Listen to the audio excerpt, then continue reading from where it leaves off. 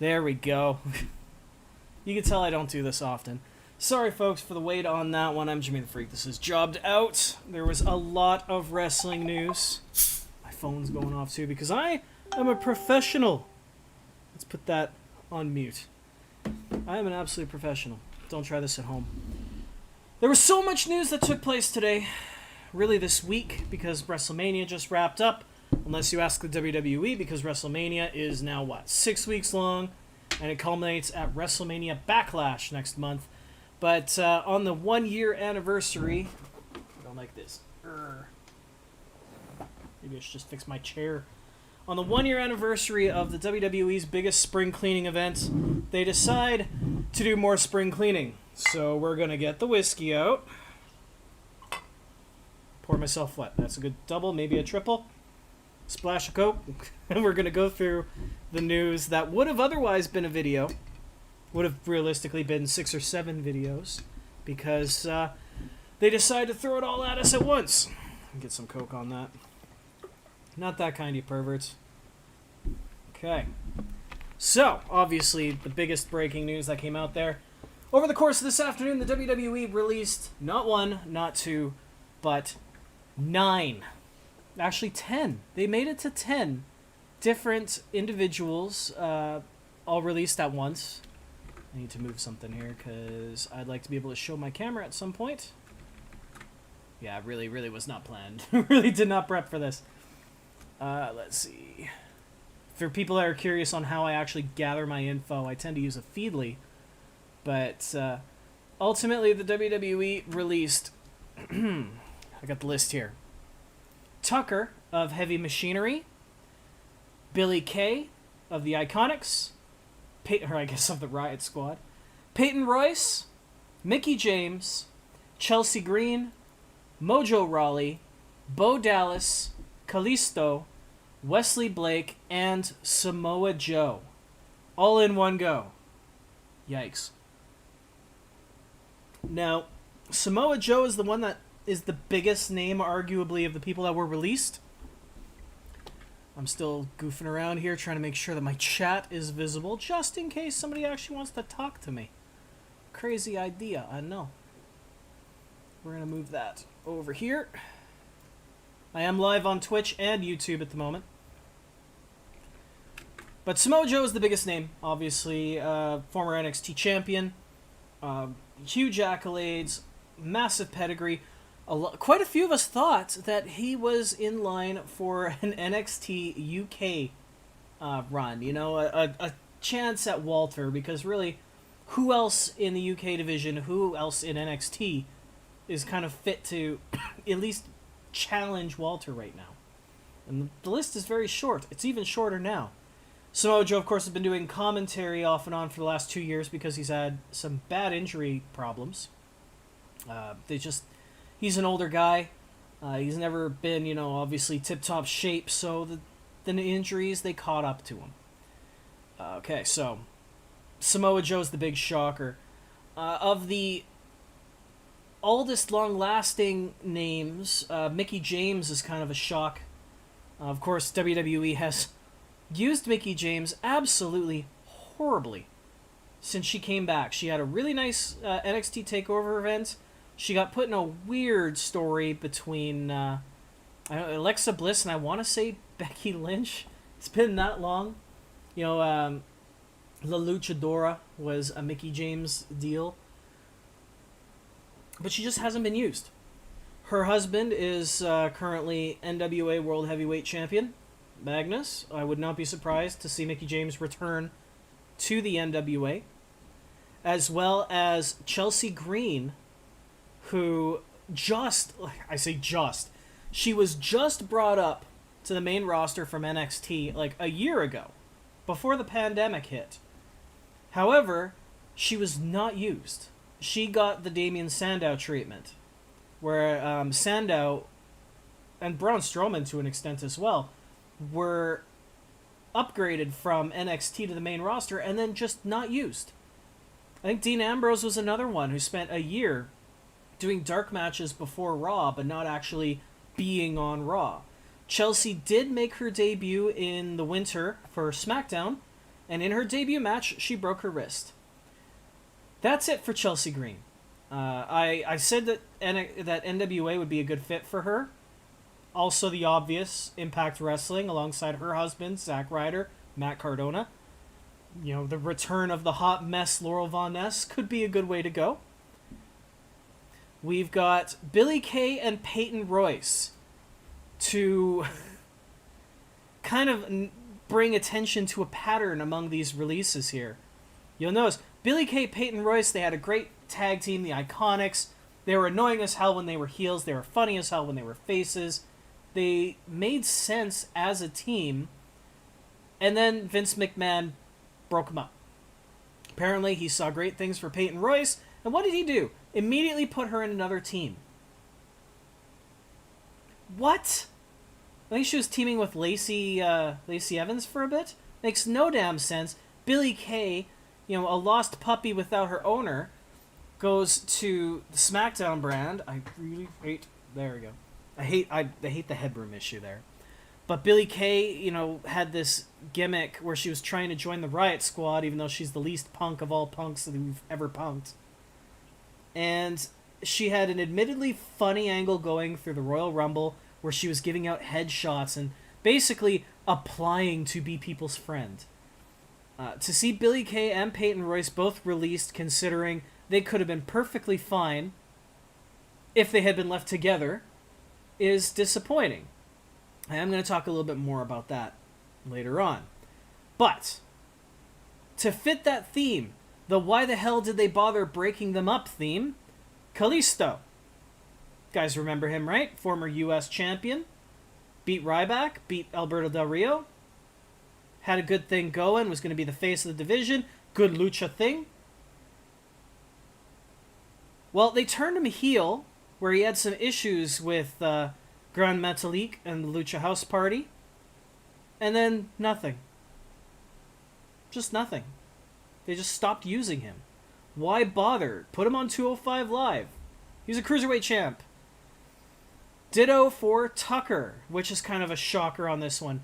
Tucker Knight, formerly of Heavy Machinery, big popular team. He was the workhorse. He did, you know, he did the actual muscle of the match before handing the reins over to Otis to get the shine. Because everybody loved Otis. He was awesome. They were a good pairing. They came into the WWE together. They leave separately because Tucker was released today. He's already stated he's looking forward to having a chance to kind of let it all out, speak his mind. Where he goes, I have no idea. Because I'm not sure about Tucker as a single. The thing that makes the Tucker release so pointless is that he... once again, no reason to split Heavy Machinery, but they didn't even have the blow-off. They never had a Tucker versus Otis match. They never had him go out and explain what happened. They just dropped the whole thing and had him job a couple times on Raw. What up, Dread Gaming? Dre41 Gaming says most of these releases will get picked up. This is the most talented release pool. It is an impressive pool. But it's such a brutal way to go. Exactly 365 days, 1 year from last year's 26 plus releases and furloughs. Alright, so we've mentioned Tucker, Billie Kay, Peyton Royce, Mickie James, Chelsea Green, Samoa Joe, and Kalisto. 3 more names released today include Mojo Rawley, who was sort of the running joke for a good amount of time. Why does he still have a job? The reality, Mojo Rawley was still with the roster. He would have been fired years ago. He survived last year's cuts because he was Rob Gronkowski's friend. And they genuinely thought in the WWE that he would help them get Gronk. What up, Brad? Thank you for tuning in. Doing well. We're just going to go over the news because I had court for an unrelated thing today. I had work today. And going through all the news today would probably take me about a week and a half of building content. We're just going to tear through this sucker. But Mojo Rawley, once they realized Gronk was a bust, he took a paycheck to train in their gym, and then he essentially breached his WWE contract by pulling out of NFL retirement and won himself a Lombardi trophy, won himself the Super Bowl. So, with no reason to ever go for Gronk again, they had no reason to keep Mojo. So, he's out.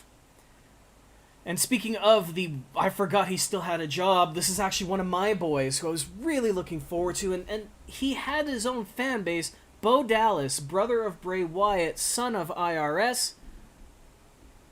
Anthony, yeah, I'm with you on the disappointment, man. Anthony Saxton joined the chat as well. Mojo, I'll point out, Dre, I'm not a big fan, but he served a purpose. And they never, ever, ever really dealt with him as a heel. He painted his face, and he did this thing where, like, his veins were corrupting, and then they turned him babyface again so that he could pair up with Gronk. So Mojo's entire paycheck was because of Gronk. Bo Dallas is somebody who I was a huge fan of. You know, he had the higher-up voice, and he tried to be so motivational, and he was completely oblivious to the fact that he annoyed the crap out of everybody, but it's okay, because he'll succeed, because he believes. Loved Bo Dallas. Loved everything about Bo Dallas. You know, he had the size. He knew how to, be that full of shit heel that doesn't realize that he's not a babyface. He was great. B-Team, excellent. Social Outcasts, excellent. But they always kept pulling the plug on Bo Dallas. Essentially, he was retired at this point. He hasn't wrestled in like 2 years, save for some training matches, just Incredible style in 93, 94. He was essentially more of a trainer than he was a wrestler at this point. He has already put loads of time towards his life after wrestling. He's living on a farm with Liv Morgan. He's got himself a nice little personal life going. I think he realized that there was a very low glass ceiling for Bo Dallas. And the 10th name that was released, Wesley Blake, who is probably one of NXT's biggest busts. Blake and Murphy, they had a great thing going with Alexa Bliss. Then they pulled Alexa Bliss. Then they pulled Murphy. Blake got put in the Forgotten Sons, which, could have been fine, but the other two members of the team tanked them. You had an anti-masker, a Trump supporter, and then you had this... I shouldn't go too much into that, but they rubbed the locker room the wrong way, and it left Wesley Blake to pick up the pieces, which is a damn shame. Now, these releases, where would you like to see them go? I'm going to go one by one on this one.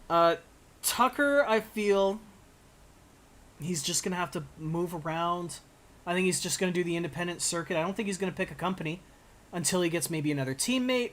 Maybe if they split up Alpha Academy and Otis gets released, you'll see him do the Enzo and Cass thing. Right now, I think Tucker's going home. Billy Kay and Peyton Royce, they would be a huge benefit to both Impact and to AEW, but Ring of Honor, after the whole Kelly Klein scandal, after all the issues they've had, trying to think of some, Candy Cartwright was another one. There was quite a few women that even pressed charges who filed lawsuits against Ring of Honor. They're going to try to rebuild their Women of Honor division, and I could see Peyton Royce and Billy Kay both hopping over to Ring of Honor, bringing some attention there. Mickie James, I see going to the NWA with her husband. Chelsea Green would fit well in the NWA, but I feel she's going to go to Impact with her husband. Mojo, I think, is done. I think he'll be doing the convention circuit. Samoa Joe probably will get... He's probably already been called by Tony Khan. He's too big of a name.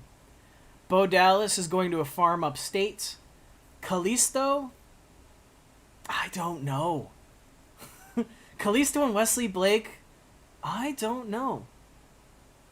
I'm trying to think, because I was looking up the story of somebody else recently.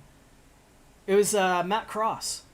I'm like, well, Angelico went and got a job in AEW. Ivelisse, who I'm going to talk about in a little bit, got and ruined her spot with AEW. But where the hell's Matt Cross? Matt Cross has been working in Alaska for the last year. He did a little bit of NWA, but he's just been wrestling in independent in Alaska. So that guy's 40 years old. I don't know if he has another run left in him. But I see Kalisto and Wesley Blake and Tucker essentially doing that. I see them bouncing around. What up, Gringo? Gringo, I have no idea how long I've had this beard, actually. I'm pretty sure I last trimmed it was when I lost my strip club job right before the lockdown in February of 2020. So it's got a good year in it. But it's shaggy, it does the lobster claw thing, it's not working the way I want it to go. So the 10 WWE releases as listed. I don't see AEW picking everybody up. I see AEW picking one. Maybe two. The women's division could use a Mickie James, a Payton Royce, a Billie Kay, but I don't think they have room for those people right now. Notably missing from the release list, Velveteen Dream, who is actually trending on Twitter. One that it bugs me that I have not actually done the jobbed out on. I had stopped doing my Speaking Out series for a little bit because it was actually getting me in trouble with the partnership program. And I'm getting ready to load the thumb to prove that I actually had this going at one point. We're going to go to Jobbed Out. We're going to go to the thumbnails for all the content, the videos that I was going to make. And somewhere down here, I had actually set up... Okay, we got the Jack Gallagher one here. Where are you? One on Velveteen Dream to talk about the sexual assault scandals on him. But I got in trouble. Because of course I got in trouble, right? YouTube unmonetized. They demonetized all of my Speaking Out content. All of that stuff is not advertiser friendly because I'm talking about Me Too and Time's Up. It's all the Speaking Out stuff, all the Marty Jannetty stuff, but hilariously, most of my wrestlers in porn content, that's fine. It's either partially monetized or completely monetized. I don't know why I'm trying to open this in Photoshop. You guys can see the tiny bit of it there. But Velveteen Dream is absent. Despite being on and off the NXT roster, he was at one point, Patrick Clark, expected to be the big name, the future of the business. What up, Rycoke? My man. You missed my rant about Gronk, too. But Velveteen Dream, on more than one occasion, has been tied to, metaphorically speaking, allegations of grooming or attempting to groom minors. It's happened more than once. I had this it's one of my more beautiful thumbnails, but I didn't get this thing done because Speaking Out has been actually very bad for my channel. YouTube's punishing me for it. So we're going to try to get some of this stuff out because I want to talk about Joey Ryan. I want to talk about Velveteen Dream. I want to talk about James Ellsworth to the point where I've got another independent wrestler, an MLW wrestler I'm not going to mention, I'm not going to drop names unless I actually get the thing out, who took part in the video about James Ellsworth that I had to put a pause on. That's right, Daniel, I'm live in living color. Well, in theory, because I'm white as hell. I'm very, very white. So Velveteen Dream, he got into a car wreck when he was expected to be released, and they have held on to him ever since. Don't quite know what's going to happen with Dream. I imagine if there's another,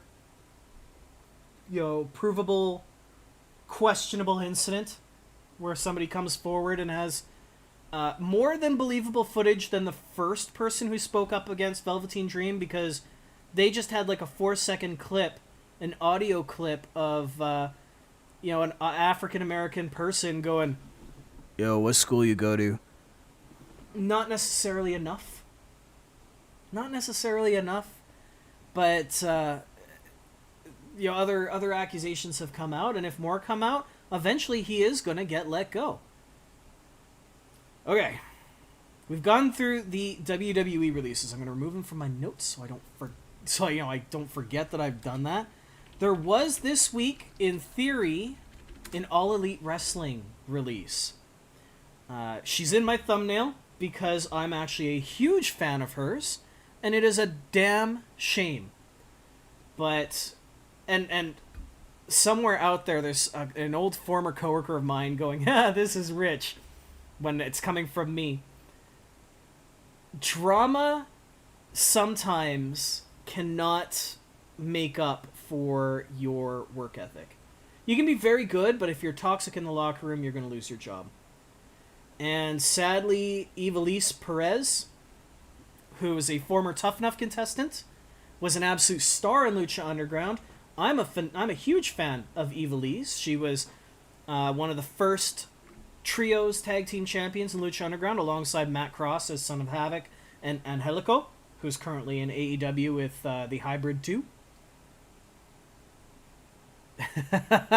I'm loving what I'm seeing in the chat, guys. Thank you very much. I was very concerned. I don't do these live. I like to put all my thoughts together and do a well-written editorial piece and offer visual aid, and it's very hard to do that live. This is kind of an experiment because of how much went down. But you and your majestic beard. What up, werewolf? You've got some pretty decent facial hair yourself. This is also my first bit of liquor in over a year. I have not been consuming alcohol in a long-ass time because I don't work in that strip club anymore. Alright, so Ivelisse had a back and forth last summer with Jack Evans, the tag team partner of Angelico. And Jack Evans basically went out and said, do I have it? Let's see if I have it out. That Ivelisse was toxic, that they yelled at each other, and they had this big blow-up. Ivelisse, Jack Evans. And they tweeted back and forth, and it was a nightmare to see. I'll load this up. Jack Evans argues with Ivelisse over claims that she was difficult. Sorry, they really want me to pay my taxes. I paid my taxes already, okay? Keep on doing what you're doing. Much love, Anthony. Thank you so much for that support, brother. And Daniel, I don't blame you. I don't blame you for the drinking, although I know with you primarily you're drinking hot sauce. So these two work together in Lucha Underground, which was a very heavily edited and produced program. What in the So the conversation initially started with wrestlers talking about how Lucha Underground actually killed their characters, soap opera style. Gracias, gringo. Much love to you and all of Mexico, since I recently, and I pointed this out in my WWE Network, Screw Peacock video, my network subscription is currently with Mexico. So I get to pay 249 pesos every month for the WWE Network, just so I can say, Viva Mexico, I say! Back to business.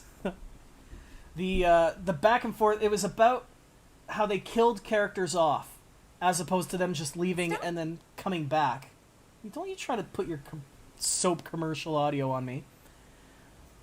So Jack Evans points out he spazzed the freak out on management and demanded his character killed off. He thanked Ivelisse. Her difficult personality allowed him to avoid all the disputes everybody else had because he got out early. Ivelisse, of course, is going to stand up to that. Don't scream in a woman's face or try to legit fight her when she's calmly talking like any other person putting a match together. Don't make her feel guilty for standing up for herself, much less feeling physically threatened, especially by a man. Now, the thing is, I kind of believe this happened.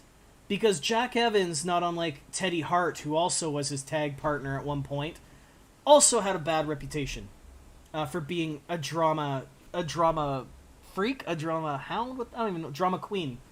I had to think about what that was called for a second. And these guys, Mr. Spakaru, Rye Coke, man. Ivelisse, like, these guys went on and on and on, and the problem is, I absolutely supported Ivelisse when this first went on.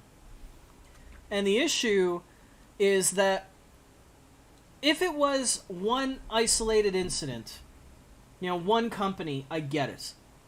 But then she had her WWE tryout and didn't get a contract. She never even got a sniff from Impact or Ring of Honor or NWA. But she went to AEW. She never had the Ivelisse's All Elite graphic, and that's because she was on a per diem contract. She was doing one-day appearances. She had a very, very bad, unprofessional match with Thunder Rosa, who will come to learn she has some deep-seated personal issues with. And after that, she was teaming with Diamante, and then disappeared. She was in the crowd for a couple of Dynamites, and then she just stopped wrestling, disappeared completely. And Ivelisse earlier this week notes, and apparently this has been deleted, the history repeats itself. I speak up about mistreatment, and I get let go. The worst type of people are those who formulate opinions and slander on things they don't or they know absolutely nothing about, or with ill intent. I don't have the rest of it on here, but she did go on to say that Thunder Rosa, former NWA champion, known as Cobra Moon in Lucha Underground, another surprisingly amazing talent who just kind of came out of nowhere, is now currently one of AEW's top stars. And those two did not get along in the least, and sadly it did not look like they could put their differences aside. Ivelisse made more than one accusation that Thunder Rosa was speaking to agents, slandering Ivelisse's name, trash-talking her, and basically making it an unhealthy work environment, to which Ivelisse claims that she stood up and she got fired. And I hate to say it, I don't completely believe her. And I hate that very much because, like I said, I'm a huge Ivelisse fan. I can relate to a lot of what she's been through. I also understand I've been blackballed from an entire industry for what I'm willing to stand up for, and I can't pretend that's anybody's fault but my own, you know? I hope somebody gives Ivelisse a chance down the road, but I don't know who would at this point, or why. It's a real damn shame. Whew, alright. Thankfully, unless something has changed in the last 5 minutes, that's it for the releases that have happened. But with those names that were pulled out, we did see one name come in and debut with NXT. Taya Valkyrie, former World of Hurt person, former Lucha Underground star, former Impact Knockouts champion, current wife of Raw's John Morrison of Hey Hey Hop Hop fame. Oh, what's this? Holy crap, is that a super chat? Dan, thank you so much for that $5.50. I didn't even know I had a graphic for that. Thank you so much for that, brother. I appreciate you for that. I appreciate you, period. Where was I? I don't even have the graphics. On Twitch, which I am also live as well, when somebody, donates or subs or follows, it's an actual wrestling-related thing, but I have not put the YouTube one together. This really was a thrown-together test. And, I was going to say, Taya made her debut in NXT. She's now Frankie Monet, and people hate the name, and she basically politely told everybody to fuck off, because Taya picked the name. So, basically, Taya and her puppy debuted. I think more people like the puppy than Taya. And based on the names that were just released here, Taya will be a welcome addition to NXT, but not only did they raise another problem for themselves in the WWE, but they proved me right in one of my less popular videos, because I got called a sexist again. People just don't know me, they don't know what I do, they don't know what I represent, they don't know who I stand up for. Just a reminder once again, Billy Kay and Payton Royce, tag team, let go.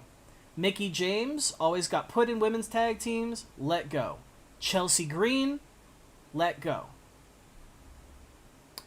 NXT just announced and unveiled and revealed women's tag team titles. And I pointed out the problem with the NXT women's tag team titles is eventually they're going to run out of women's tag teams. Just like the WWE women's tag team titles are suffering right now, because all that we're seeing week after week after week is Shayna Baszler and Nia Jax, who were thrown together, going up against two random women that they've thrown together. Usually one of them is a champ and the other one is a challenger for the champion's title. And they have a program for a couple months and then move on because they're not forming women's tag teams.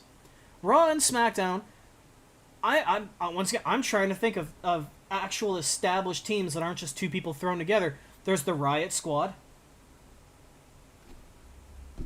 Thanks to WrestleMania, there's Team Nip Slips, Dana Brooke and Mandy Rose, who once Mandy Rose, I'll point out, was in a tag team with Sonya Deville, and they split that up. So they let go all these. They split up tag teams. Because you throw Tucker and Otis in there. You throw Mojo and Ryder. You throw Bo Dallas and the Jobber of the Week. You throw Wesley Blake and, he had Cutler and he had Riker. They split up these teams and then they throw these guys out. Why do you have these titles? It makes no frickin' sense. It hurts your brand in the long run because you're not building anything with that. Because McMahon and to a lesser extent Triple H, they don't see tag teams as money. In the Cornette days of the 70s and 80s, you had the Midnight Express, the Rockers, the Von Erichs, the Freebirds. You had all these huge, the Road Warriors, people who not only were they the most popular, biggest, baddest tag teams out there, they main evented. Now, they'll bring a tag team in, split them up because they want to see somebody else become champion. Holy crap, Werewolf, with the $21 super chat, says, I don't know how much a bottle of Crown costs, but buy one on me. I salute you, man. Much love, much appreciated. When all this lockdown stuff is dealt with, believe me, we're going drinking. I actually, after my stream is done, need to tear apart my bedroom and try to find my healthcare card because my first COVID shot is scheduled for tomorrow morning. But I can't get it without my healthcare number. Okay. I've ranted about Taya. I've ranted about the releases. I've ranted about Ivelisse. And God, I'm still mad about those releases. I'm still mad. What else can we bring up today? Normally I do a happy birthday post. If you're, subscribed on YouTube, you're part of that community, you'll see it. The only birthday I could find today is someone who I used to be a big fan of, and I really didn't want to say happy birthday to. But today is the birthday of Austin Aries, a phenomenal cruiserweight who managed to do as Jericho and Benoit and Guerrero and, move up to heavyweight contention and prove that he could main event despite his size. And then he found Twitter, went the Val Venus route. He's a QAnon clown. He's an anti-masker. He will... specifically at this point in time in early 2021, we'll do conventions, we'll do photo shoots, and point out if you have a mask, you are not welcome. Doesn't really sound like you're fighting for freedom of choice, does it? Rycoke nailed it right there. Billy Kay, Payton, Royce, they can become a tag team again wherever they go, and believe me, they will. It's not so much like Enzo and Cass, who... at one point had a huge grudge with each other. They weren't talking to each other.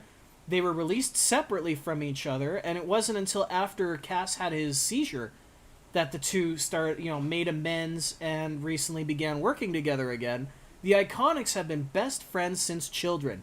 You remember that one of the WWE video games had the story about the two people who went to high school together, the guy and the girl, and I think the girl's name was Red.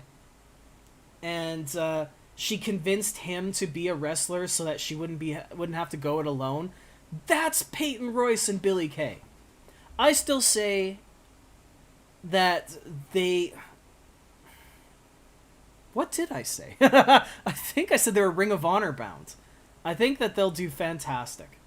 I think they will actually be very, very good together. I guess keeping with NXT for a sec... before I go into the ratings, because I do think ratings matter. It's one of my least viewed video ever. Absolutely ratings matter. But while Taya got her debut, another recently debuted name is just causing all the question marks and probably a lot of frustration, and that is L.A. Knight. The former Eli Drake, Impact World Heavyweight Champion, NWA Power Star. He's known for having 11 out of 10 charisma. He has an okay body. At this point in time, like, when he started out, he wasn't considered a very big guy. Nowadays, based on the size of your average wrestler, he's almost a giant. He is more than capable of representing the heavyweights. But his whole thing was that he spoke like The Rock. And that's just a fact of life. He really has the mic skills down. People were excited to see him go back to NXT so he could be like Drew McIntyre and, you know, earn his way back and prove to the WWE that they made a mistake in letting him go. And based on how the last few weeks have gone, it appears he's getting the EC3 treatment instead. For those in my chat who aren't very big on EC, like they don't have a lot of history, EC3 and LA Knight, both of them previously were NXT stars. They, for one reason or another, weren't seen as having it. They were let go. They both disappeared to other companies and built their names back up to prove, basically, to set out and prove to themselves and to everybody else that WWE made a mistake in letting them go. Both EC3 and LA Knight excelled where they went. Both became world champions. Both busted their ass. Both had incredible charisma, became highly sought-after free agents, came back to NXT, and then they got treated like they were before they were let go the first time around. Now, EC3 spent pretty much the last 6 months of his career sipping a solo cup, being in some comedy bits, and just generally not being used. LA Knight never even made it that far the first time around because he had issues with the coach at the time, who was Bill DeMott. He was late to get mocap to get scanned in a video game or get scanned by Mattel, I believe. And essentially he was deemed a troublemaker. Some of you didn't want it. And it seems like they're treating him that way again now. He's what, one opportunity to get a good spot in a battle royal, and he's lost every other match he's had. Now what happens to LA Knight, I don't know. Maybe they're having him pay his dues before they run with him. But it feels like Vince McMahon is not going to run with the guy. Just got to catch up on chat here for now. There was some taco talk, which, damn, I could go for tacos right now. My work wife bought me a burger. I haven't had it yet. Perhaps I give up too easily because, let's face it, any authentic taco is a kick-ass taco. It's true. And at the same time, we have grown to love the fake taco. You know, the Taco Bell, the Mucho Burrito, the ones, you know, with cheese and a load of extra veggies and sauces. Those are not authentic tacos, and a Mexican will laugh at us for it. But they're tasty. You know, it's like an Irishman's going to laugh at us for eating chips when there's plenty of nice things you can do with a potato. But we're going to do both. Rye Coke. Am I a bad person if I think John Morrison is the prettier one between him and Taya? Not really. I have no attraction to Taya at all. I don't think, like, she's not somebody who I see as an attractive performer, but she doesn't need to be. Taya is someone, a Canadian athlete, who went through Lance Storm, who busted her ass to be a good wrestler. She did the Lita thing where she went down to Mexico and honed her craft, came back, and proved to be a damn good performer. No, it was just like a little standard, like, single, like, junior cheeseburger thing, but now I'm going to go on Skip the Dishes after this and try to find myself a damn taco burger. I know that if I can get first round from here, I can absolutely get a taco burger. I miss soda jerks with a passion. Americans have no idea what I'm talking about. Alright. And the last NXT note was that this week, NXT officially kicked off their new era, coming back home and returning to their original Tuesday night time slot after USA pulled them from the Wednesday Night Wars. They were successful in the Wednesday Night Wars for basically putting their pay-per-view on television, beating AEW 768,000 viewers to 688,000 viewers, which was a real shock because AEW had Mike Tyson on that show, and people didn't care. They wanted the NXT pay-per-view for free. Why wouldn't you? Now, AEW this time around had, I'd say, no competition. And NXT, in theory, had no competition. NXT had to compete with AEW Dark on YouTube and NWA Power on Fight. And NXT's first solo show drew 805,000 views, which is one of their highest of the last, 2 years? They've done damn well right on that. God damn you with the Soda Jerks memory. Oh, I miss Soda Jerks. What makes a taco burger is usually the toppings, Danny boy. Usually like tortilla strips, guac, a pepper cheese. I know. Now, like, we're just completely strayed. The chat has devolved into munchie talk. Normally that happens when I drink. But normally that happens when I drink and play Dead by Daylight. That doesn't normally happen this way here. But NXT put on a fairly okay show. It was by no means a bad show. We did see a championship change. I believe the Cruiserweight title change. I can't remember who Santos Escobar lost to, which is a very bad sign. I mean, you can't remember who the champion is. But, I think, was it Kushida? No, I gotta Google this now. I need to find out. NXT Cruiserweight Champion.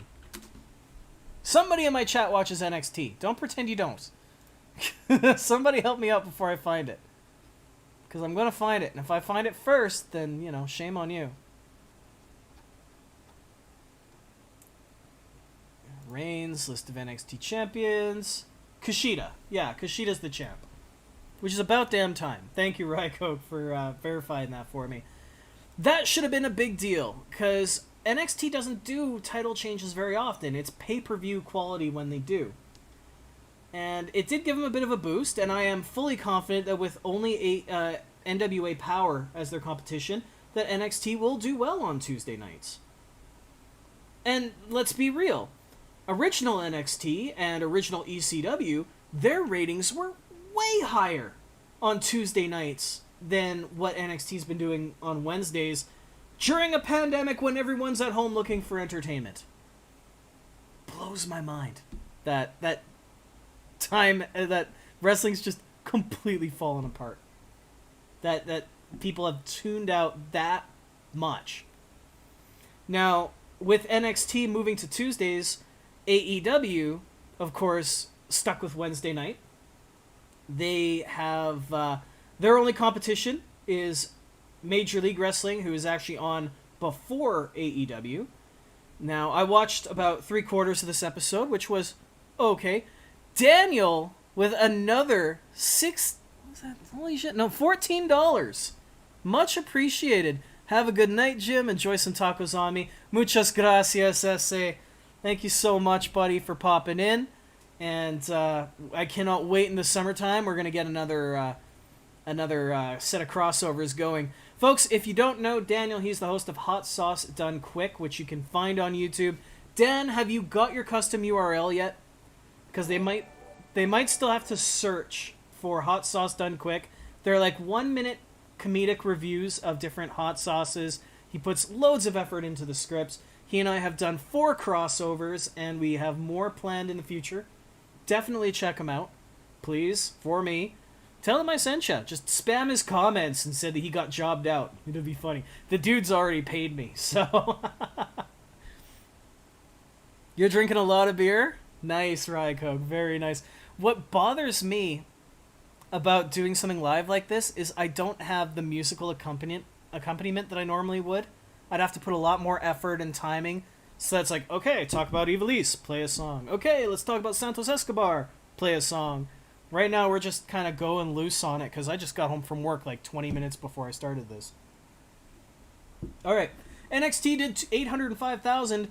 AEW, now without competition, had their most viewed show since they debuted versus AEW in October of 2019. A show that was highlighted by Mike Tyson and being the enforcer for a Chris Jericho match, and main evented with Darby Allin, who's being brought up from AEW as their homegrown star, against Matt Hardy for the TNT Championship belt, drew 1.22 million viewers. Last week, Dynamite drew 688,000. They almost doubled. They actually had almost the same viewership as what AEW and NXT were doing together on Wednesday nights. So, you're going to see trash talk. I know Chris Jericho's done his whole thing because he's gotta, being the demo god, and talking about how NXT was scared away, kicking and screaming from Tuesdays. It doesn't matter if you like NXT. It doesn't matter if you like AEW. Those numbers go up. It's good for everybody. That means that there's more people who watch wrestling, who care about wrestling, who want to see wrestlers succeed, who want to see shows on TV, who want to see shows live, which means more events, which means better content, which means more jobs, which is perfect. Just everything that we need right now, period. Now, one of the things that drew attention to AEW, the demo god, Chris Jericho, who... Oh, Anthony, thank you so much. Yeah, add me on Twitter and on Instagram. Much appreciated. My Instagram is a little bit weird because it still has a lot of stripper content. Excuse me. Don't worry, I wasn't the stripper. I worked with a lot of strippers. But, what was I talking about again? On Sunday night after WrestleMania Night 2, the Forbidden Door, so to speak, which had been open for business with AEW, allowing NWA on their programming, working with Impact, working with the NWA, I think I just said NWA, working with New Japan, working with AAA, working with CMLL. Chris Jericho, former AEW World Heavyweight Champion, leader of the Inner Circle, regular fixture on Dynamite every week, appeared on the WWE Network as a guest on Stone Cold Steve Austin's Broken Skull Sessions. Now, I say this having had worked a full 10-hour day, and then after that 10-hour day, watching a full WrestleMania night, that the Broken Skull Sessions was a very, very easy watch. Rycoke, thank you so much for that $20 super chat. Haven't seen you in over a year. Have some more booze. Much love, brother. One of these days, you and me, Beercade, probably Money in the Bank at the rate we're going. Maybe Survivor Series, who knows? It'll be nice to hang out once again. You guys are fantastic. I'm floored by the support. Maybe I do have to do these streams more often. But the part that made me laugh about Broken Skull Sessions, if you've been around, if you've seen my channel, if you're familiar with what I do, they did a chopped out interview. Steve Austin sat there with Chris Jericho and went point by point with the funnier moments, the highlights, drawing stories from Jericho's career, from WCW, talking about, his Gene Simmons hair gimmick, going through that fantastic moment, the list, the first list, the 1004 holds list, going through the little spoot pyro, does his thing because he's going up against Goldberg and just... It was fantastic. Oh, TLC. Well, isn't October Hell in a Cell? But, they got Jericho to tell all these stories, and they talked about him coming into the WWE, and they talked about, some of these great moments in history, and these awful moments in history, and these funny moments in history. And man, oh man, did Chris Jericho do a lot of AEW promotion. And I actually have a quote here about that, because people were like, well, maybe he'll mention AEW once. He mentioned Sammy Guevara once, and MJF once, but he, spent a good few minutes talking about working with Tony Khan, and how Kenny Omega and Hangman Adam Page hadn't been regularly featured. He did say something that kind of pissed me off a little bit. Wee bit. When he said that the Young Bucks were among these incredible talents who've never been on national TV. The Young Bucks were on Impact when Impact was doing 1.5 million viewers a week. The Young Bucks have seen higher viewers on national TV than they have on Dynamite. But I get his point. Trying to push this new breed, not so unleashed, but to promote what AEW has to offer. Lots of praise for Tony Khan. They even praised Vince McMahon quite a bit. It felt very cordial, and I'm only disappointed they didn't do more shots, because I only saw them do 2 shots over that whole interview. And I thought it was funny as hell that Steve Austin, who has his line of beer, and Chris Jericho, who has his line of sparkling wine, we're drinking Grey Goose vodka. That was funny to me. I wonder who the producer was that wouldn't let them drink their own... I mean, I saw some Stone Cold IPA, but it was all about the shots. So the quote that Jericho had, because he was asked, of course, about doing this WWE Network thing and just gushing over AEW, the primary competition for the WWE, he said, "I wouldn't have done the show if it wasn't to talk about my whole career, including AEW. There would be no benefits for me to go on and just talk about old things that I'd done in WWE, and Steve wouldn't have had me on either. So, we were both adamant about it. We're going to do this. Let's do this right.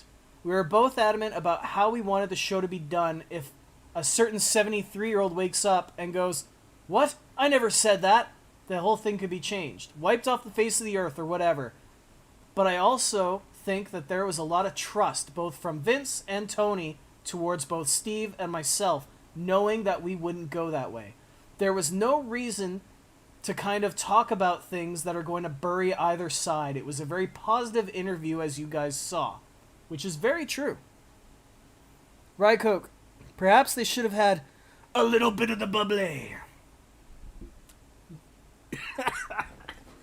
I didn't think that was going to be the part where my throat's like, nope, we're not doing this today. So, I thought it was a fantastic watch. I got a kick out of the fact that if I had done an interview with Chris Jericho, it would have been identical to that. And you could say, yeah, well, he's spitballing. Shut up, go watch my Just Incredible interview. And you'll see that's exactly how I conduct my interviews with people. Phil LaFon, same deal. Not so much Jake the Snake, because Jake was my second interview ever, and I was terrified. Absolutely horrified. Alrighty, I think I've actually gotten through all my AEW talk. We're going to bounce back to the WWE for a bit, because, obviously WrestleMania, last Saturday, last Sunday, and apparently next month, because Backlash is now WrestleMania Backlash. But, I said I was going to do a video on it. I didn't. I haven't gotten to it yet. Rycoke's going to love this. He knows my opinion here. If you don't know me very well, I don't like Pat McAfee. I just felt that McAfee did not do a good job on his first debut. He had a match not unlike my very first match, because it is exactly how a training school teaches you to skirmish. Exactly how it goes. And that's fine. That's all they needed to do. Yeah, he had a ring in his barn, but he doesn't wrestle regularly. He doesn't tour. He doesn't know how to call shots. But he appeared competent because Adam Cole worked with him to make him look competent. My problem was, rather than tell the story that they wanted to tell, that Cole and McAfee, Cole, who had been a heel and chirping McAfee for 2 years, goes on his show and then picks a fight. They do this whole thing about whether or not McAfee belongs here. And then they go into the ring. McAfee's the bad guy, and he's trying to do flips and suplexes and high spot moves. They did a collar and elbow tie-up, and I instantly turned off. I turned on the match. I was not happy.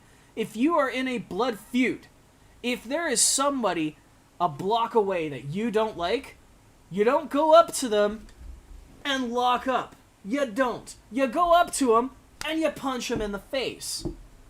And those two, I counted it, 9 minutes before they started throwing punches. Because it was more important that he got his high spots in, that he got his dive. Anthony says Pat McAfee sucks altogether. Oh, I'm so happy you're here. Rycoke, you mean Fat McAfee? Yeah, Fat McAfee. Now, they put Pat on NXT, and I actually praised him. Not that McAfee's marks ever saw it. I did a video praising Pat McAfee because they did it right on NXT. They had him pay off Ridge Holland to attack Adam Cole. They had Oney Lorcan and, I was going to say Paul Burchill, and Danny Burch, cheat to or not really cheat as much as, play along and undermine the Undisputed Era so they could win their tag titles. They had Pete Dunne as the enforcer who wanted revenge on Roderick Strong for turning on him after the Dusty Classic, which I think it was the finals of the Dusty Classic for the tag championships. They have all these people that he's paying, that he's, being Weasley, that he's getting cheap shots on. Pat McAfee was finally playing a proper heel. And he's a mouthpiece that you just get mad listening to. Great job. Pat McAfee nailed that. Then, War Games happened. Back to the dives. And I was sick of Pat McAfee again, which makes me the bad guy, according to, was it 44,000 people now? This one video of mine has got 150 likes, 880 dislikes. Because I told those little football fans that their football guy can't do well outside of football. But McAfee got sent home. And he's been used once. Just once. A little recorded thing going, I told you Adam Cole was a snake. That's it. They're not using him. And by contrast, I got called a hypocrite this weekend. After the WrestleMania match featuring John Morrison, The Miz, Damian Priest, the former Punishment Martinez in Ring of Honor, and Bad Bunny, who is a Latino rapper, who basically, he hasn't gone viral the same way. We'll say Puerto Rican version of Psy. You guys remember Gangnam Style Psy? I'm sure you do. It's going to be in your head now because I said it. But, what? Hold on a sec. MJF is on Cameo. Oh, yeah. $500 for him to be a prick to you. I have seen that. I had a good laugh. Good for him, actually. So Bad Bunny, he's had his song Booker T. Then The Miz got upset at him because he didn't want to collaborate with a reality TV star, to the point where he and Morrison were bullying this tiny 150 pounds Puerto Rican rapper. And I thought the story they told, unlike the Pat McAfee Adam Cole one, was consistent. I thought the story moved at a good pace. I thought the story was believable. Unlike Pat McAfee, Bad Bunny moved to Orlando and spent 3 months training in the PC so that not only could he do the moves, but he could tell the story. So yeah, he surprised The Miz with a basic takedown. He knew how to dodge some punches. He knew how to do some basic moves. And then, because he's tinier than The Miz, he got his ass kicked. Which is the way it's supposed to go. It's telling a story. It's getting the heat. So that when he did eventually hit his Bunny Destroyer, which, good job Jomo on that one. That was beautiful. It made all the sense in the world. And then he didn't go and do this giant top rope vertical suplex, vertical leap bullshit move. He did a basic crossbody because everybody was in shock. And Bad Bunny won in WrestleMania in probably the greatest celebrity match the WWE has ever had. It was perfect. They actually nailed it. I don't have any notes. I don't have any flaws. I got called a hypocrite because I hate McAfee, but I love Bad Bunny. I defended Bad Bunny even though, he did nothing for their ratings. Because he showed a respect for the business more than this need to get his brand on another outlet. And when did we finally get promotion for Bad Bunny's tour or Bad Bunny's music other than Booker T? After he was done. After he won his match, they showed a commercial of Triple H giving him a briefcase with a microphone announcing his 2022 tour. That's how it's done. Bad Bunny nailed it. The fans loved it. The fans that hated Bad Bunny loved it. The wrestlers say, he's one of us now. Absolutely fantastic. Let's see, what is this? If we ever go to a show together, I'm bringing back the Addams Family Damian Priest chant. Are you still on the Cole? Yes, I'm still on the Cole McAfee match. Because I had to lay that down on why the Bad Bunny match was so good. I had to do it. Had to be done. But that's okay. It's over now. We're done. I don't even think I have anything else to say about WrestleMania. I actually only have a few other things to bring up because I wasn't going to do like a 2-hour, 3-hour stream or anything. At some point, if I decide, I probably will start doing more streams. I'll open Discord up. We'll do some Q&As. We'll do kind of call-ins and kind of make a thing of it. I like this. I still feel that jobbed out I should be doing my regular videos, and I'm sorry that I didn't do my regular videos. I wanted to do one today, but I couldn't get access to the footage, and it made me angry. Because today, in wrestling history, April 15th, 2007, the wrath of Vince Russo. TNA Lockdown. Featuring the worst blindfold match in the history of professional wrestling, James Storm versus Wildcat Chris Harris. I couldn't get footage of it because my Impact Plus is completely locked down, which is hilarious because Impact offered me another 3 free months to something I can't log into. Why? I can't access it, dipshits. But the match in question, on a show where everything is in a cage, 2 men wore hoods over their faces because they didn't have proper blindfolds, and the hoods kept falling off. I believe it was a lariat that caused one of the strings that you get on sweatpants to fly completely off the hood. And it was awful. It looked bad. For some reason, the baby face worked like a heel. The heel worked like a baby face. And it's a shame because Hotshot Johnny Devine turned out to be the guy who made the hood because the original blindfolds that were given to them didn't work. They didn't fit. So he actually grabbed a needle, grabbed a sewing machine, and actually saved them to have a match. And it was absolute awful. It was garbage. Russo's back, Hydra titles. That happened earlier this week, too, in a moment in history where WCW had stripped every champion and done their great reset. Okay. There was some news earlier on today, actually, about something that Nick Khan, the president of the WWE, had said yesterday. He said, Ronda Rousey will come back. So obviously people are bugging Ronda Rousey for when she's coming back. And she said, very rightfully so, whenever the hell I want.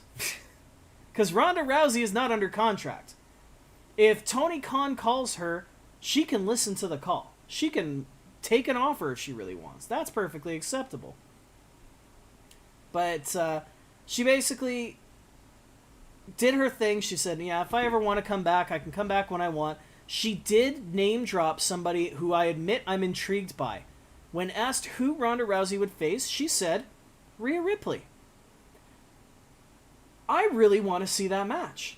Rhea Ripley is a taller, more grungy performer who you genuinely believe if she hits you, it's going to hurt. Anthony Saxton, not a fan of Vince Russo. A little bit of a story time here. WCW was not readily available in Canada growing up.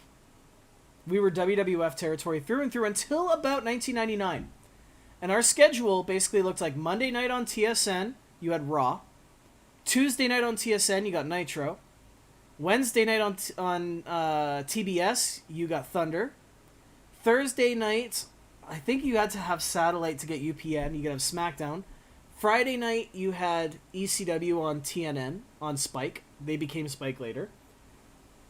Just hear Joey Styles. Now we got Pop! Saturday, you got Stampede. And Sunday, you got Heat on Sportsnet.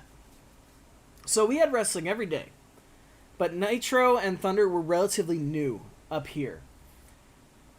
I genuinely liked WCW in 99 and 2000. I did. It was similar to the Crash TV, something has to happen every segment, not just the top guys are getting used. It was very similar to the Attitude Era.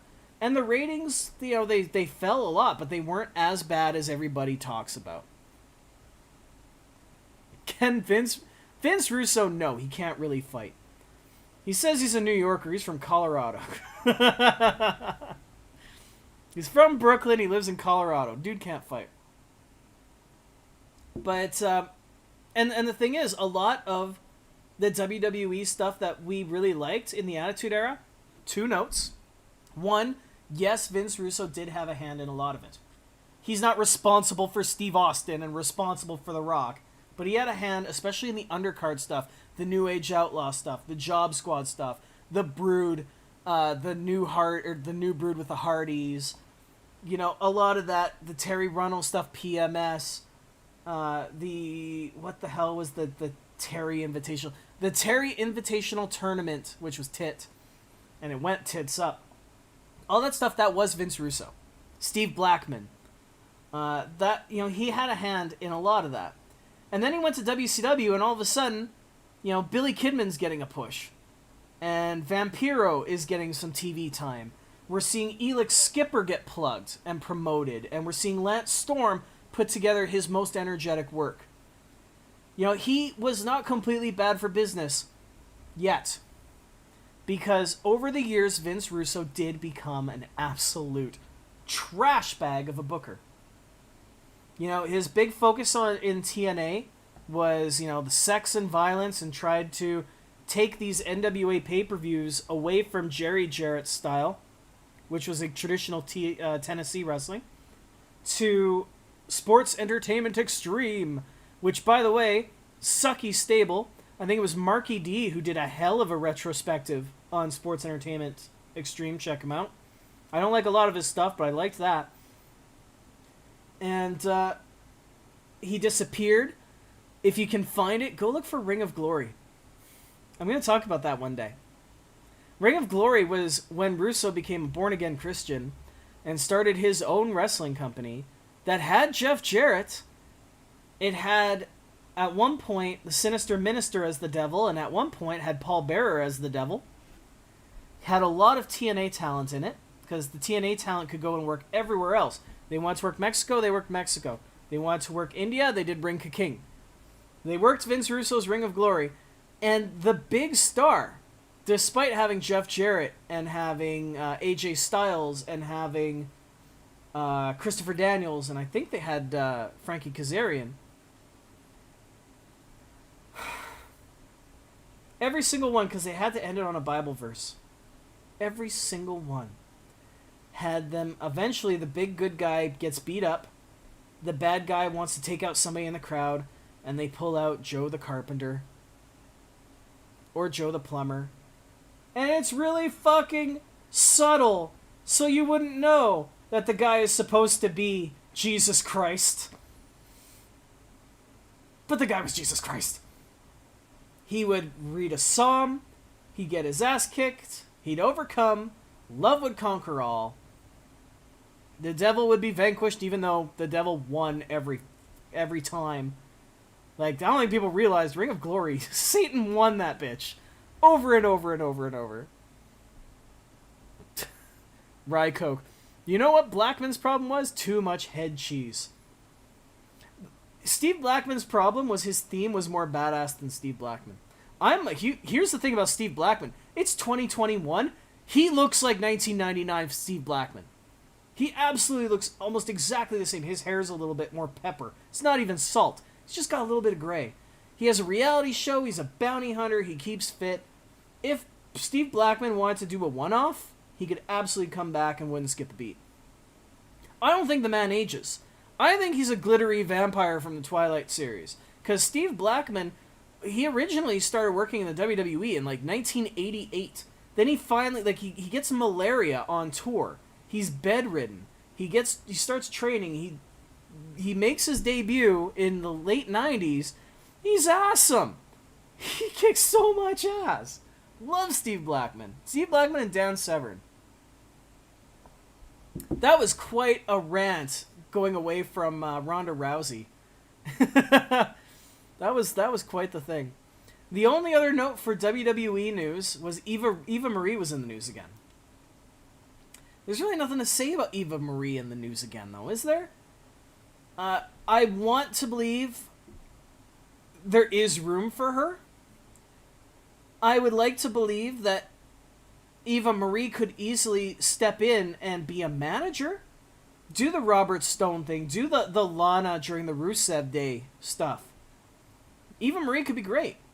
Eva Marie failed that first time around because she was not an independent trained, highly touted, athletic independent wrestler in a time where fans were rejecting divas and wanted independent wrestlers.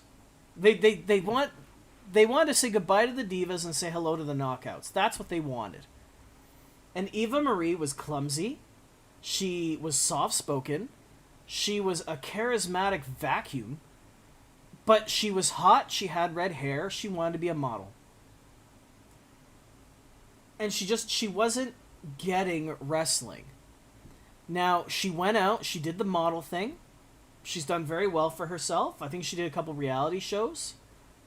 She's come back, and apparently she spent the last 4 months just training in the PC. So maybe she comes back and she can wrestle.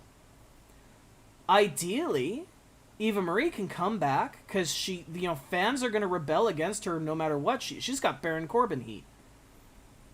So fans are going to rebel against her. Make her a manager. Make her a valet.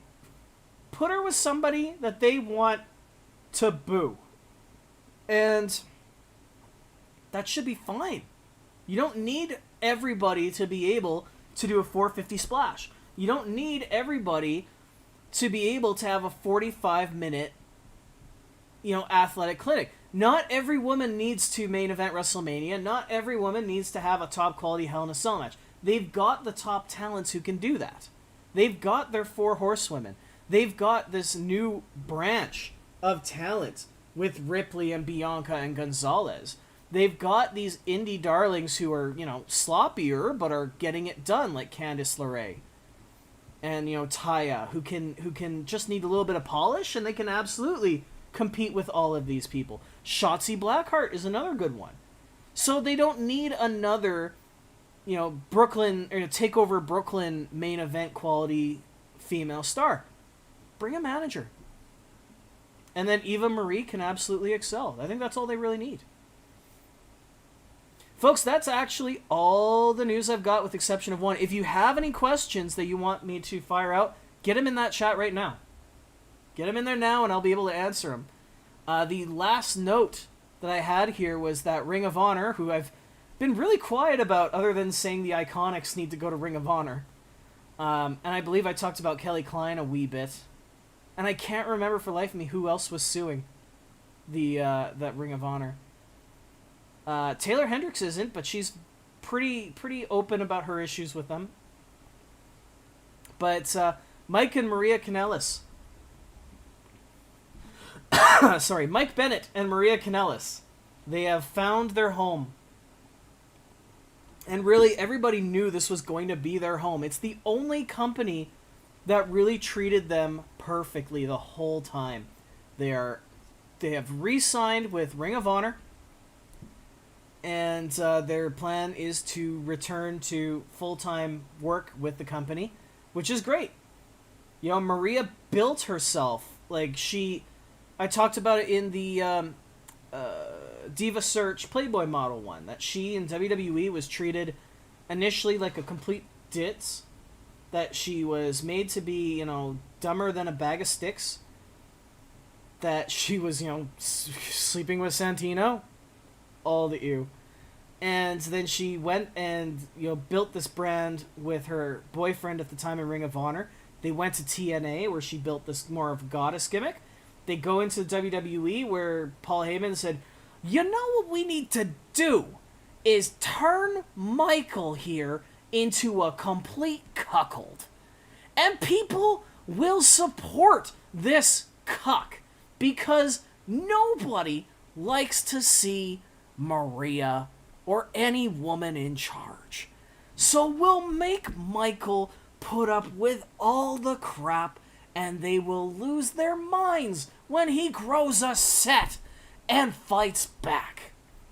And then they fired him before he could ever fight back. That is the closest I can ever do to a Paul Heyman impression, by the way, and I'm apologizing because I know it sounded more like a serial killer than a Jewish son of a lawyer. I'm just taking a look here, see if there's any other news. Blue Meanie questioning AEW's relationship with Impact. At this point, I defended it before, but I agree at this point. The reason why AEW partnered up with Impact, they realized Impact used to have 1.5 million viewers a week. And now Impact has 200,000 viewers a week. So they thought if they show those wrestling fans that Impact still exists and that you can see those stars on AEW, that the people who were tuning in on Spike TV would not only try to find Impact on Tuesdays, which is now on Thursdays, by the way, but that they would also tune in on Wednesday to All Elite Wrestling. I talked with a friend of mine about this. Big problem that AEW has been going through because there's been some shine lost over the last little while where it feels like they've kind of lost their roots. When AEW formed, they were not going for the casual audience like the WWE. They were 100% going for the diehards. And that meant getting the fans from New Japan, getting the fans from Impact. They opened up the forbidden door so that the idea was, okay, 200,000 people from Impact, if half of them come in, that's going to raise us 100,000. 150,000 people watching NWA Power, if we can get half of them in, we're definitely going to beat NXT now. If we can get Impact, or we can get New Japan audience and CMLL audience in on this, then we're going to have international TV deals. That pretty much meant they completely forgot the audience that was already tuning into AEW for AEW. And the Impact relationship at this point, in my eyes, has worn out its welcome because Impact got some ad money, and they got the Good Brothers to appear on Wednesdays. What else?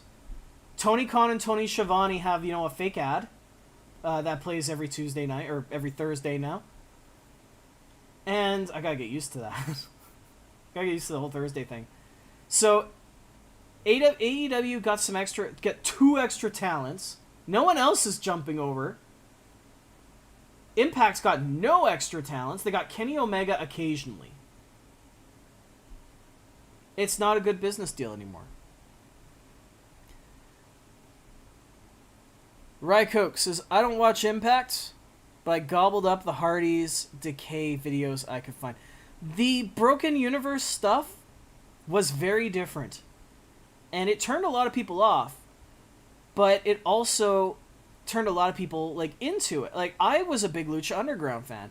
Rycoke, you have yourself a good night, buddy. I was a huge Lucha Underground fan. And Lucha Underground is heavily produced, heavily edited, and the thing, their whole gimmick wasn't that they were a highly produced, edited wrestling show. They were an overly dramatic, violent soap opera that had a wrestling show in their show.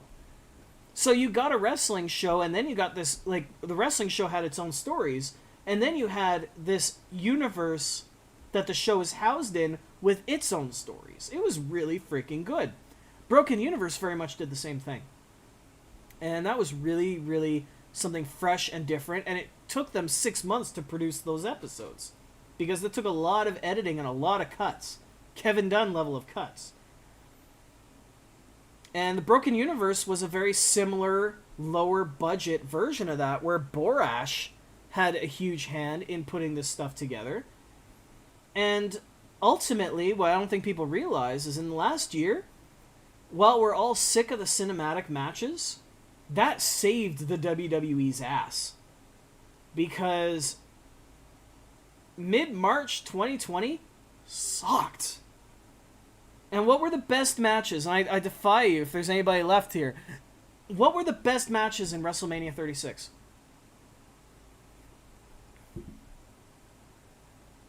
Wasn't Drew and Brock. Wasn't Seth and Owens. Sure as hell wasn't Charlotte and Ripley. The biggest, most popular matches were the Boneyard match, which is a cinematic match, and on a more polarizing level, the Firefly Funhouse match. And when you couldn't get an audience to watch these shows, like Money in the Bank, that was awesome. The whole men's and women's Money in the Bank through the corporate ladder simultaneously going on and actually like intertwining with each other. Minus the fact Otis won one. What the hell was the point? Right? Just remember, Otis won Money in the Bank so Miz could be champion for 8 days. Remember that. That's how history's going to remember that. Now, especially the Wyatt... Yeah, see, Rykoke, he nailed it. Wyatt and Cena, Taker and Styles. The cinematic matches. But we've gotten to the point where Wyatt and Orton, we're tired of it. If ever there was a match that probably should have been cinematic, probably Mysterio versus Rollins for the eye for an eye match, which they never should have booked, but everything else, and a lot of these cinematic things, it's just they've grown tired. They're overused. We can have people in the building now, so we don't need this kind of entertainment anymore. It doesn't really serve a place anymore. And before the pandemic happened, remember the Wyatts and the New Day had a cinematic match on Raw, and it tanked. And Bray and Orton had that mansion match. I can't remember what it was called, where he actually went to this horror movie house, straight out of Dead by Daylight, and it tanked. It was awful. It was shot on Shidio. It had that day for night shot where they still filmed it during the day, but they put a blue filter on it so you believe it was night, even though they come back to the arena and the sun is still up in the middle of it. It's just awful. But yeah, the Broken Universe, it served its place. I'd say indirectly had a huge hand in saving the business for a few months. And ultimately that's it. That's all that it did, but I don't want to see it every week. I don't want to see it every show. And I think I've run out of steam on that. I didn't see any questions pop up. Oh, why did they fire Paul Heyman? Technically, they didn't, because he still works there. What they did relieve him from his duties, and that's because he argues with Vince. They let Paul Heyman go from the creative role because the only man who can keep Vince pleased is Bruce Pritchard. And the sad part of that is Bruce Pritchard is the opposite of what can keep fans pleased as well. He has a great podcast with Conrad Thompson, who has too many damn podcasts. But Bruce Pritchard, when the WWF sucked, we're talking Doink, we're talking Adam Bomb, we're talking, 92, 93, 94, 95, 96. Who was Vince's right-hand man? Brother Love, and he loves you. It was awful. And nowadays, what was the cause for all these writers, Court Bauer, Freddie Prinz, all these people leaving, in the 2000s and 2010s? It was they got into an argument, Vince didn't like their thing, and they ultimately, all their ideas got scrapped and they left. Paul Heyman, who has had more than one stint, had this issue where every time he wanted to do something wild and crazy, Vince would go, "What's this shit, pal?" And Bruce basically usurped him. Because if he had a problem with Paul, he'd be like, "No, Vince, that's stupid. We shouldn't do that." And Vince would go, "Well, damn it, we're not going to do it." Until ultimately he said, "You're fired," to Paul, and that was it. And, basically Bruce did a power grab. And now everything gets filtered through Bruce instead of getting filtered through Vince. Which is why the program is awful. Except for NXT, which is just kind of bad. I think that's not a nice way to put it right now. Because Vince is stupid now. That dude is more Botox than brain. He is. I mean, it was nice to see him at WrestleMania, even though he's got gummy lips. I sell an item in my sex shop. By the way, I work in a sex toy shop. And they're gummy lips to help people have some more flavored fun with their oral. And they're basically the big cartoony lips with the big hole in the middle for their tongue. Vince wears those every day. And his face is caving in because of the Botox. It's just, it's not a good look. And speaking of not a good look, I should probably wrap this up because I think I have overdone this. Wow, we went a while. We went 2 full hours. That's not right. Did we really? No, it's a liar. We went an hour and a half. But I feel like for a tester, for like, was originally going to be a one-time thing just because there was so much. Oh, we got something! Breaking news! Mamma Mia! Making his return to professional wrestling. It has been announced. When it comes to starting your morning off right, Wendy's is... Damn it, Wendy's commercials. Mamma Mia! Just ruined the whole thunder of the whole thing. April 25th. Impact Wrestling presents Rebellion with the new voice doing commentary. Remember, commentary right now, it's what? Josh Matthews and... It was Don Callis. I think it's D'Lo Brown. The new main event announcer. Mauro Ranallo. I'm actually excited to see that. I think that's pretty good. I think there's some hope for that. I don't see Mauro doing that every week. I don't see that being a regular thing.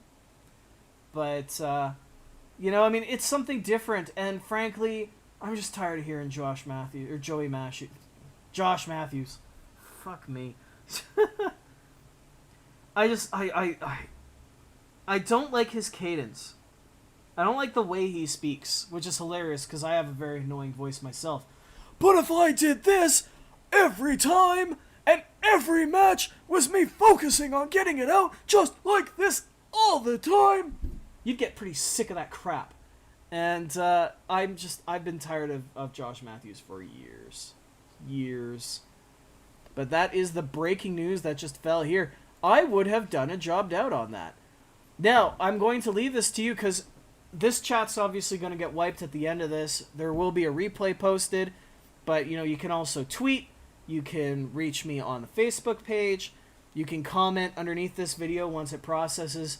If any of the topics that you heard me talk about today are things that you want to see done as a proper jobbed out, put it in the comments. Let me know. And then probably spend the next couple days, splicing my audio or, re-recording and doing a proper job on it.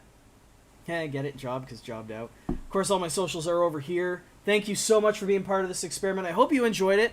I'm surprised at how much I enjoyed that. I didn't think that I would, be that useful. And hopefully you guys had a good time. On Twitch, actually, I'm just going to wrap it up because no one watched this on Twitch, so I don't have to worry about hosting anybody.